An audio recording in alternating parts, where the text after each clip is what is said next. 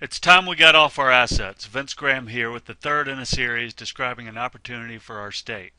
The first segment provided background for the 400 acres of land known as Patriots Point. In part 2, we took a trip on board a C-17 to visit inspiring and enlightening places to gather ideas for our harborfront asset. Part 3 outlines the first of a dozen ideas for Mount Pleasant's peninsula. These ideas include expanding public access to the water, the subject of this segment. Later we'll discuss the Lowcountry Botanical Gardens, the finest front porch in the South, performing arts venues, activating water, sites for civic spaces, improved maritime and Medal of Honor museums, green energy, the importance of localism, freeing the market, innovative transportation, and a new urban vision for the state. Not one of the 12 ideas to be presented is original.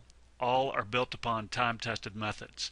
The independent filmmaker Jim Jarmusch said, "Steal from anywhere that fuels your imagination. Do so and your work will be authentic. Authenticity is invaluable." The ideas we will explore are all about authenticity. They build on Lowcountry values of hospitality and stewardship with the intent to advance the spirit of loving thy neighbor. Idea number 1, expanding public access to the water. We've got great examples to draw from, such as East Battery and Murray Boulevard in downtown Charleston, the Old Post Road along the river in Rockville, and Beaufort's Bay Street. Mount Pleasant's old Pitt Street Bridge has been made into a park and provides a wonderful place to take in views of the harbor. Unfortunately, the town lacks a signature waterfront street. This wasn't always the case. There used to be a mile and a half of public water frontage along Beach and Bay Streets in the old village of Mount Pleasant. But jetties were built and those streets silted in.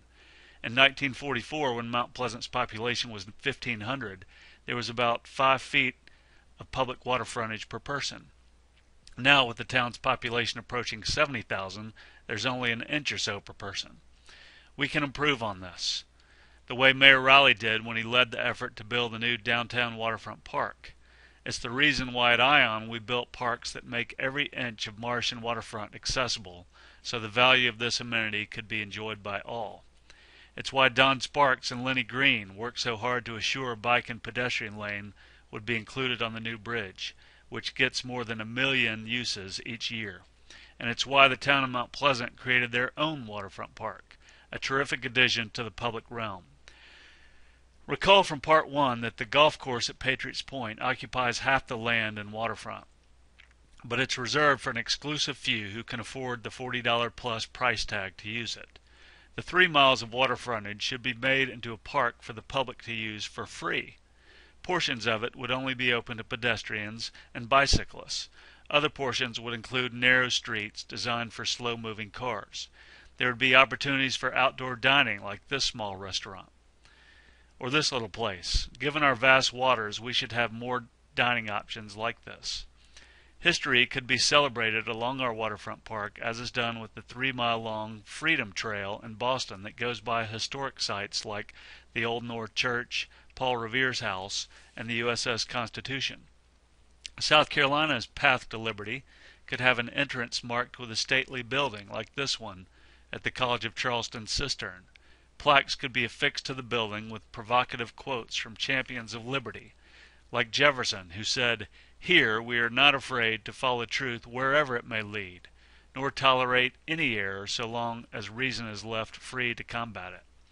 And King's beautiful words about the importance of creating constructive tension that will help men rise from the dark depths of prejudice to the majestic heights of understanding and brotherhood. As in downtown Charleston, the Path to Liberty could commemorate our heroes in history.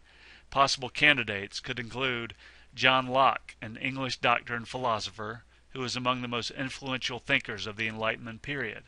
Locke authored the Constitutions of Carolina, which guaranteed religious freedom in the new colony. This spirit of toleration inspired the Founding Fathers. John Newton was the captain of a British slave ship that made ports of call in Charleston.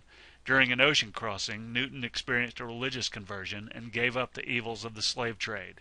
He became a minister and served as spiritual mentor to William Wilberforce, the famous parliamentarian who led the effort to end slavery in Great Britain. Newton wrote the song Amazing Grace with the message that forgiveness and redemption are possible regardless of sins people commit. and that the soul can be delivered from despair through God's mercy. Amazing Grace is South Carolina's and much of the world's most played song. If you've never seen the 2007 movie depicting the struggles of Wilberforce and Newton, you should. Francis Marion, born up the road near Georgetown, was our state's greatest hero of the Revolutionary War. Known as the Swamp Fox, he was considered a father of modern guerrilla warfare and was much feared by the British. There's a statue of him on the square in Marion, South Carolina. Let's erect one here overlooking the water. Marion's life served as inspiration for The Patriot, another movie recommendation if you haven't seen it. Daniel Latham has been called South Carolina's Paul Revere. On Carolina Day, June 28th, brave soldiers at what is now Fort Moultrie turned back the British in the first major victory of the American Revolution. Daniel Latham was the first to arrive in Philadelphia to give the Continental Congress the news.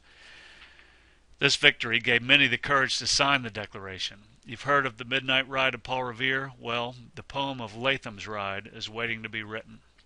The 54th Massachusetts Volunteer Infantry was the African-American regiment led by Colonel Robert Shaw. On July 18, 1863, it gained fame with its assault on Fort Wagner on Morris Island at the mouth of Charleston Harbor. During this battle, the regiment suffered 272 casualties. Sergeant William Carney was among the wounded. He was later awarded the Congressional Medal of Honor. The 54th demonstrated valor that inspired further enlistment of black troops. President Lincoln would later credit this development with securing victory for the Union. The story of the 54th is told in the 1989 movie Glory. Ever notice how much Hollywood loves the Lowcountry? It's because of our rich heritage and sense of place. Likewise, the Path to Liberty will offer another medium of celebration. And finally, a monument to emancipation. It has been estimated that up to 60% of African Americans can trace their ancestral lineage to an individual who came through Charleston Harbor. Slavery was our country's original sin. The long struggle to achieve individual liberty for all by overcoming slavery is a defining part of the American story. This is Bussa, an emancipation monument in Barbados which commemorates breaking the chains of slavery. Something similar would be most appropriate along the path to liberty. These are but a few possibilities for monuments that could be placed along the waterfront park. They could be erected every quarter mile or so. Sites would also be reserved for monuments to be built by future generations. Ideas are the works of many generations. They help us understand ourselves and the world around us. Failing to grasp ideas prevents us from realizing our potential. Earlier I mentioned a quote from a film director about using inspiring ideas to advance authenticity. To finish this quote, Jarmusch expresses his belief that it's quite all right to build on the ideas of others. He said to always remember the words of fellow movie director Jean-Luc Godard. It's not where you take things from, it's where you take them to. Which is why it's important we get off our assets and advance ideas. Thanks for tuning in. Next time we'll discuss the Lowcountry Botanical Gardens. Until then, Vince Graham signing off by thanking you for listening.